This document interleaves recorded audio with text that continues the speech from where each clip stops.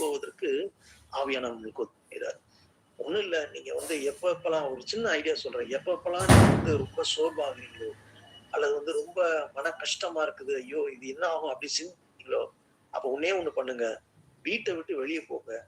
அல்லது உங்க மொட்டை மாடிக்கு போங்க.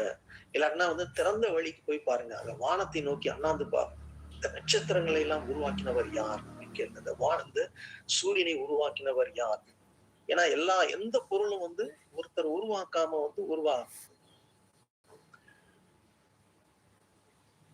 எல்லாமே இப்போ மனுஷன் இப்போ பூமியில இருக்கிற பொருள் எல்லாம் என்ன, மனுஷன் உருவாக்குனவைகள். கடவுள் உருவாக்குனவர். கடவுள் நம்மை படைத்தார், நம்மை உருவாக்கினார். அதே போல மனிதனுடைய ஞானம் தேவ ஞானத்தை அறிந்து கொள்வதற்கான சான்ஸே கிடையாது. ஏன்னா தேவன் வானத்தையும் பூமி அண்டசராசங்களையும் உருவாக்கின தேவன், மனிதன் அவங்க ஒரு பொருட்டே கிடையாது. ஆகையால் மனிதர்கள் மூலம் வருகிற நமக்குரிய இந்த பிரச்சனைகள், துன்பங்கள், இந்த போராட்டங்கள், உலக போராட்டங்கள் எல்லாம் கர்த்தாதி கர்த்தருக்கு முன்பாக, அண்ட சராசரங்களை படைத்த தேவனுக்கு முன்பாக அவையெல்லாம் ஒன்று கூட ஒன்றும் இல்லை அப்படின்னு அந்த விசுவாசம் நமக்கு வரும். நீங்க வெளியே போய் அதை நீங்க பிராக்டிக்கலா பண்ணிட்டு உங்களுக்கு தெரியும்.